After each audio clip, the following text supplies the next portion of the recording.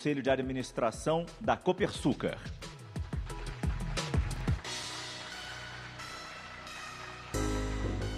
Por favor, por ali. Vamos receber também Rodolfo Saboia, diretor-geral da ANP, Agência Nacional do Petróleo. Vander Costa, presidente do Sistema Transporte, antiga CNT. Como vai? Aqui, por favor.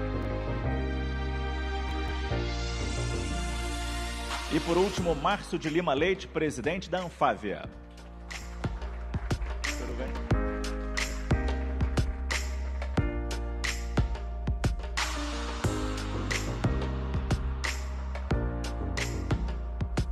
Como vai, Jonathan? Tudo bem?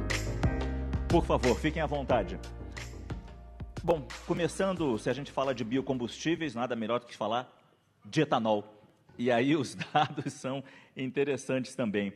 Em janeiro deste ano, as vendas de etanol no Brasil cresceram 38%. Foram 3 bilhões de litros. É o melhor desempenho em 3 anos e no Brasil nós temos essa expansão. Mas aí eu pergunto, e no mundo? Essa é a pergunta que eu passo para o senhor, seu Poggetti. Qual é o papel do etanol na descarbonização mundial? Muito boa noite a todos. Boa noite. Márcio, CNN, muito obrigado pelo convite. Está participando aqui desse tão seleto painel. Primeiro, a gente enxerga que a questão do aquecimento global é um desafio tão grande que todas as alternativas, todas as rotas tecnológicas, todas as alternativas energéticas, elas são bem-vindas. Como disse o ministro aqui no início dessa programação, né, nós temos que defender a pluralidade de combustíveis, a pluralidade de rotas energéticas. E, neste contexto, a gente enxerga que o etanol está pronto para dar uma contribuição relevante. Ele não é a solução, mas ele está pronto para uma contribuição relevante. Importante que quando a gente trata desse assunto, a gente não pode tratar só da descarbonização. Ela é relevante, claro, mas nós não podemos esquecer de considerar os impactos econômicos e sociais de cada rota tecnológica. O que eu quero dizer com isso é que em cada região do mundo, possivelmente vai ter uma alternativa tecnológica que faz mais sentido nesse tripé de análise social, ambiental e econômica, né? Para o Brasil, a gente enxerga, e para algumas regiões subtropicais, nós enxergamos o etanol como uma alternativa pronta que pode dar uma contribuição muito relevante para a sociedade. O etanol, no estágio tecnológico atual, ele tem a mesma intensidade de carbono do carro a bateria, desde que o carro a bateria seja alimentado com energia de fonte limpa. Se ele for alimentado com energia de fonte fóssil, o carro a bateria ele polui mais, linguajar mais fácil da gente compreender, do que o carro a etanol. Só que, no caso brasileiro, o carro a etanol ele gera emprego e gera renda, né? Então, neste contexto, que eu enxergo o etanol como uma capacidade pronta e imediata de dar resposta à sociedade para a questão do aquecimento global. E já passou da fase também da gente ficar... Vamos fazer as contas, se vale mais a pena a gasolina ou etanol. A gente não tem que ter essa preocupação mais. Até entendo quem tem essa preocupação, mas o fundamental é usar o etanol. Agora, parece provocação ter um representante da ANP aqui nessa conversa de biocombustíveis. Mas a pergunta é muito clara para o senhor e eu acho que é importante tê-lo nessa pergunta. Qual é o papel do petróleo para não ser apenas vilão, mas ser um condutor, e um condutor importante, nessa transição energética? Boa noite, Márcio. Boa noite a todos. Muito obrigado pela pergunta, Márcio. É muito importante a compreensão desse aspecto da questão. Eu vou começar minha resposta citando aqui Daniel Yergin, que é um dos maiores especialistas mundiais em energia. Ele recentemente, numa entrevista até que foi publicada na imprensa brasileira, ele começa dizendo o seguinte: a transição energética vai ser muito mais complicada do que inicialmente imaginado. essas dificuldades decorrem de algo que consta, inclusive, do relatório da COP28, que foi mencionado aqui. Ele usa a palavra, a forma com que a transição energética precisa acontecer, e no relatório em inglês ele usa a palavra orderly, que é ordenadamente. O que quer dizer isso? A transição energética não pode desorganizar o sistema de geração de energia, que é muito mais complexo. Eu costumo gostar da imagem de que a maioria das pessoas não tem ideia da complexidade do mundo que há por trás daquele interruptor na parede que ele vira e a luz acende.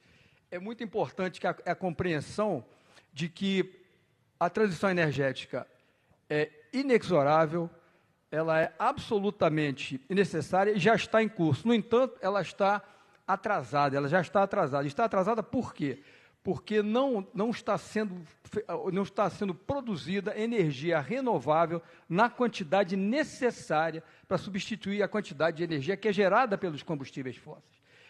Essa é a compreensão de como é que a entrada de um tipo de combustível em substituição ao outro tem que se dar de forma ordenada. Sob pena de, se isso não acontecer, se nós raciocinarmos, por exemplo, com a hipótese de interrompermos o suprimento de combustíveis fósseis antes de termos a quantidade necessária de renováveis disponível, isso vai, primeiramente, resultar em elevação dos preços, e já há países em que isso está acontecendo, onde houve a proibição da exploração de novas fronteiras de petróleo. Petróleo a gente sabe que tem que estar sempre investindo para poder manter a produção, e lá já está acontecendo em países, eu tive a oportunidade de visitar, que baniram a exploração, ficaram reduzidos a produção que já estava em curso, e a energia subiu em 3 anos 45% de preço, com a previsão, segundo uma das consultorias, o Wood Mackenzie mencionou também numa matéria da imprensa brasileira, com previsão de subir mais 20% a 25% esse ano. E eu tive a oportunidade de estar nesse país recentemente e presenciei protestos populares com cartazes do tipo: o que eu faço agora? Pago a conta de luz ou compro comida? Então, esse é o caráter que foi muitas vezes mencionado aqui, de que é necessário que o aspecto social seja levado em conta. E o Brasil, como pelas qualidades da sua matriz energética, já mencionadas aqui também, está perfeitamente posicionado para ser um dos últimos países a produzir um petróleo que tem uma baixa pegada de carbono e que tem, já parte de uma matriz energética extremamente positiva do ponto de vista ambiental. Falando de combustíveis fósseis e como a gente pode melhorar a situação, acabamos de falar da mudança na mistura do biodiesel, de 12% para 14%. E eu levo a pergunta para o Wander, do Sistema Transporte, antiga CNT. Era tão bom CNT, tinha um prêmio CNT e tudo, vai ter prêmio Transporte agora, vai mudar de nome também, mas enfim, e era para a imprensa, por isso que interessava muito esse prêmio para a gente. Quais são os impactos dessa medida, dessa mudança de 12% para 14% de biodiesel no nosso diesel, e de que forma isso impacta, não apenas no transporte, mas nos esforços para que o nosso debate traz, de uma transição energética para um combustível mais limpo? Boa noite. Boa noite, Márcio. Muito obrigado pela pergunta. Agradecer o João pelo convite, pela oportunidade de estar aqui, cumprimentar a todos da bancada e esclarecer que a CNT continua. Nós colocamos no sistema de transporte para colocar CNT, Senat e ITL, mas o prêmio está marcado para dezembro. A gente faz questão de contar com a presença de vocês lá em Brasília. Já estão convidados para participar conosco. A mudança da matriz energética do transporte é uma necessidade. Como foi dito pelo Pagode, nós temos soluções diferentes para problemas diferentes. Se formos olhar na aviação, está bem dizer, consolidado, que vai ser o SAF, o combustível verde, renovável. Tá tudo caminhando para isso, falta só definir a produção para garantir que a indústria seja sustentável.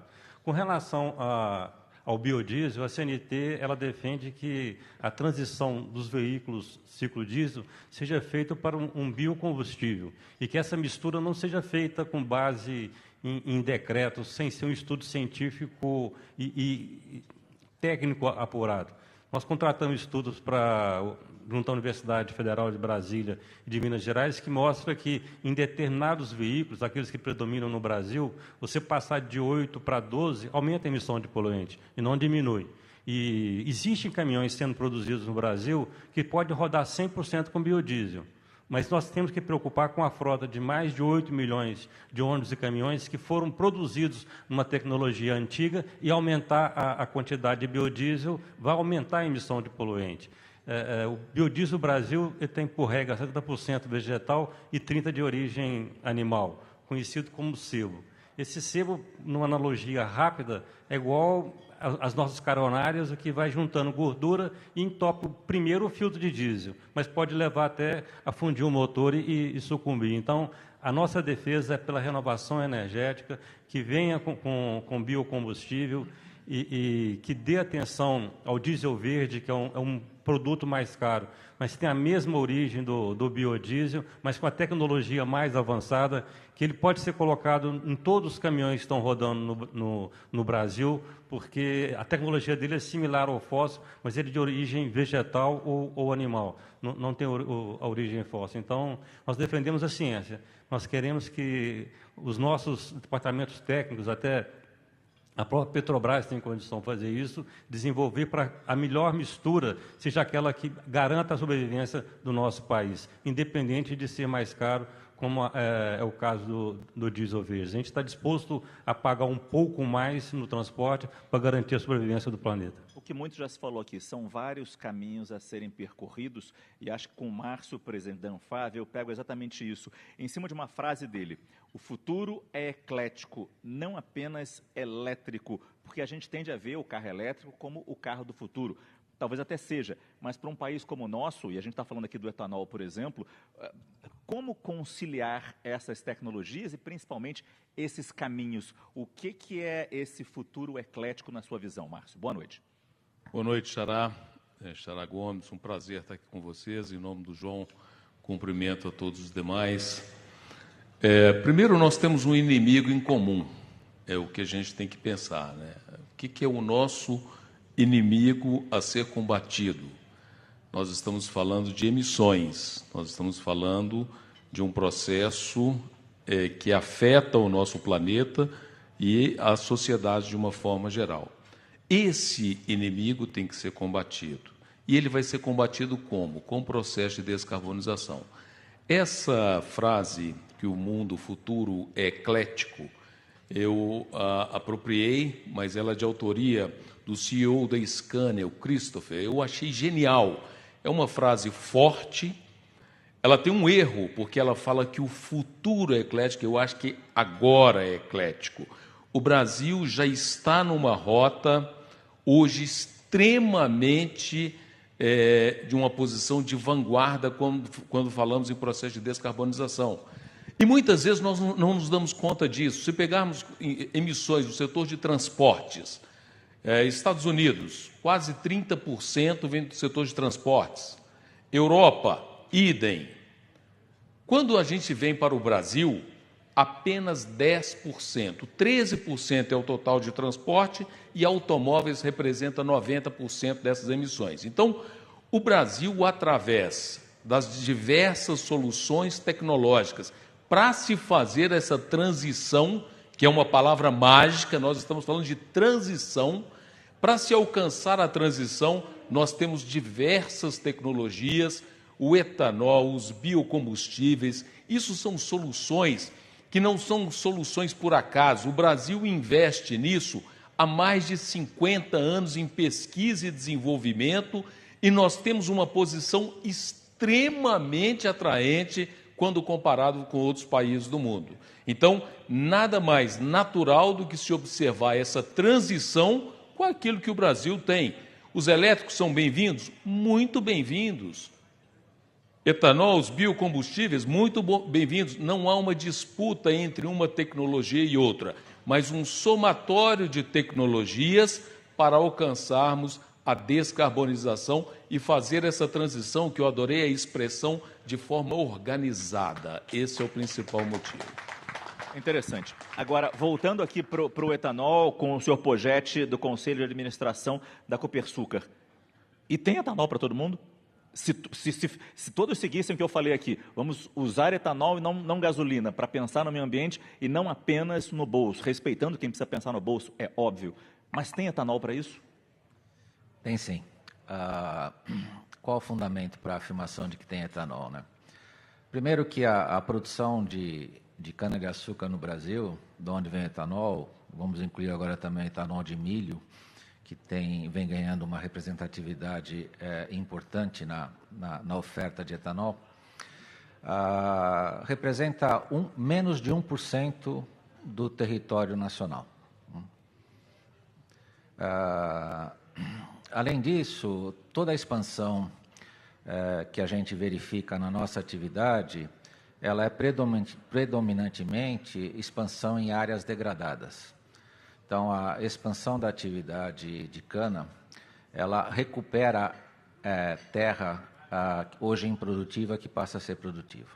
Agora, mais importante do que tudo isso, existe um esforço do setor, tem um centro de tecnologia que fica aqui em São Paulo, em Piracicaba, chama Centro de Tecnologia Canavieira, que é um centro de excelência global no desenvolvimento da cana-de-açúcar, de variedades de cana-de-açúcar. E nós lá estamos convictos, com as rotas tecnológicas em desenvolvimento, que o setor tem condição de, num horizonte de 10 anos, dobrar a produtividade da produção de cana-de-açúcar e, por consequência, de açúcar e etanol.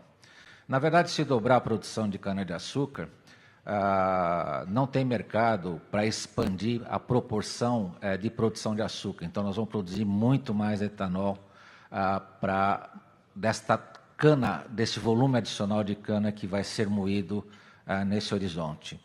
Então, nós estamos falando que na mesma área, sem qualquer prejuízo ambiental, ao contrário, contribuindo no processo de descarbonização, porque vamos produzir mais na mesma área, dobrar, ou mais do que isso, dobrar a produção de cana e mais que dobrar a produção de etanol. Então, nós estamos prontos para, como eu disse, para essa contribuição que eu entendo que é muito relevante para a sociedade global. Ainda olhando para frente, agora falando com a ANP mais uma vez, quando a gente fala em projetos de pesquisa, desenvolvimento, inovação, para onde que a ANP está olhando agora? A ANP, ela já exige dos seus contratos de exploração e produção das empresas que venceram os leilões de petróleo do Brasil, que para aquelas que têm campos de grande produção, que 1% da renda bruta seja, e isso é uma obrigação legal a partir de uma deliberação do CNPE, que a ANP gerencia, 1% da receita bruta é obrigatório que seja investido em pesquisa, tecnologia e inovação. De uns poucos anos para cá, os temas ligados à transição energética, e isso é muito importante para o desenvolvimento e amadurecimento de tecnologias que são fundamentais na transição energética, como é o caso do hidrogênio, por exemplo, que é muito promissor. Temos aqui um dos grandes especialistas brasileiros, presente, o professor Paulo Emílio. É muito importante esses recursos. Esses recursos são gerados na ordem de grandeza de 4 bilhões de reais por ano. Atualmente, nós já temos o percentual de pesquisas dessa natureza geradas a partir desse recurso, da ordem de 30%, ou seja, estamos falando aí só em decorrência dessa cláusula, de cerca de 1,2 a 3 bilhão de reais por ano investido em tecnologias ligadas à transição energética a partir desses recursos. Isso gera, até o momento, quase 400 projetos de pesquisa, desenvolvimento e inovação ligados à transição energética, que são financiados por esses recursos. Inauguramos também recentemente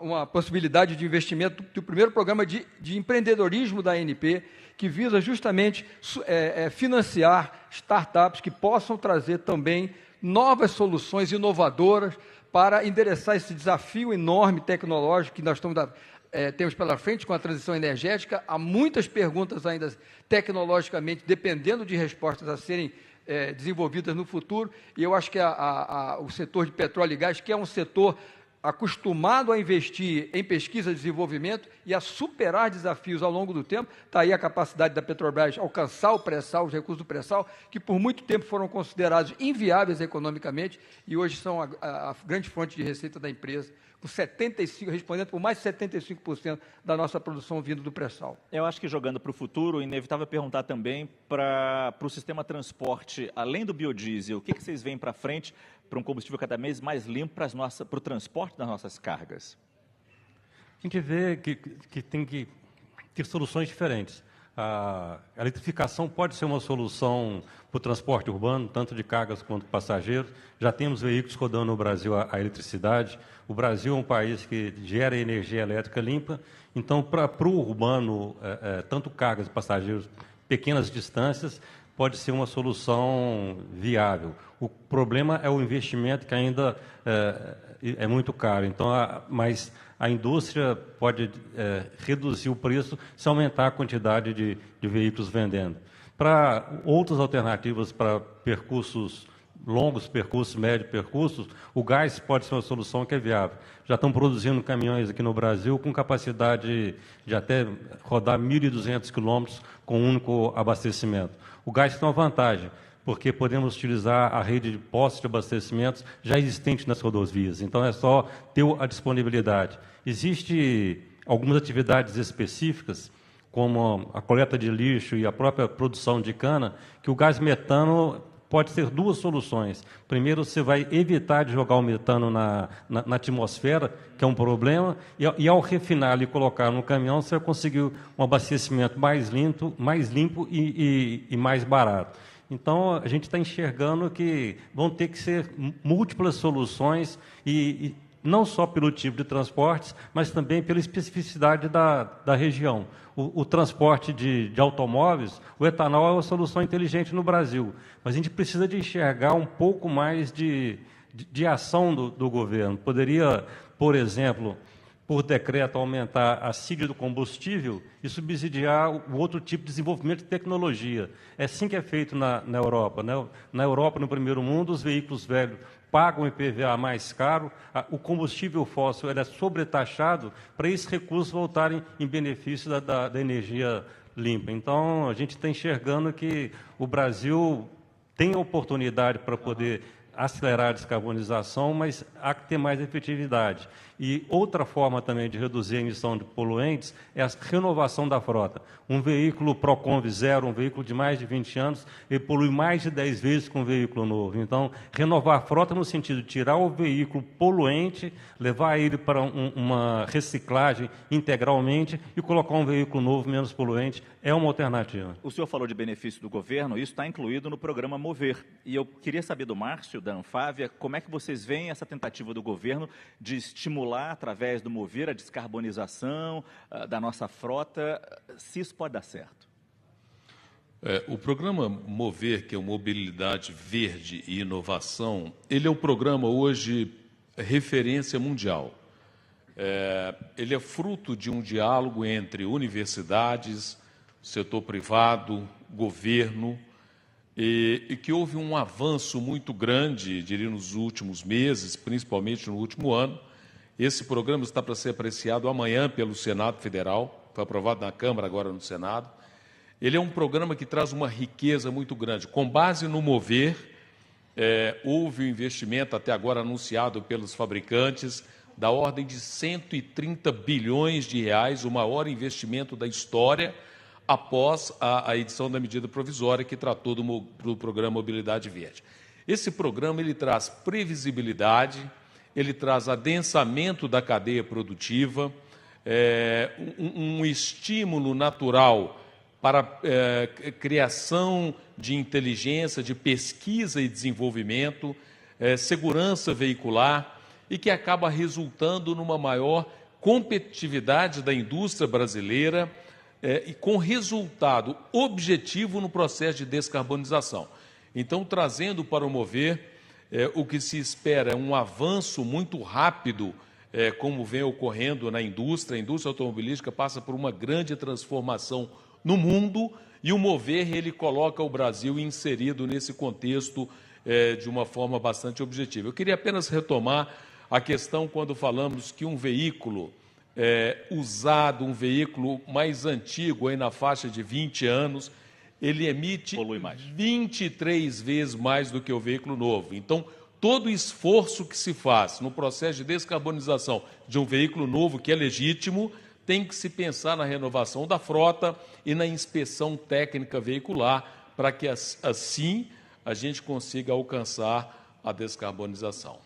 Amigos, assim encerramos mais um painel nesse nosso debate. Muito obrigado pela presença de todos vocês aqui no nosso palco. Boa noite. E temos agora nosso último painel. Vamos posar para a foto ali enquanto eu falo já do próximo painel. É o terceiro e último painel desta noite. Vou até botar para o senhor Poggetti aqui. Boa noite mais uma vez, obrigado. Hoje o Brasil já utiliza 46% de energia renovável, muito acima da média mundial, que é de 15%. Esses dados são do Ministério de Minas e Energia. É bastante? Claro que é, mas a gente pode fazer muito mais. A gente tem potencial para isso. Vamos ao nosso terceiro e último painel da noite, inovação e descarbonização. Convido ao palco Raul Jungmann,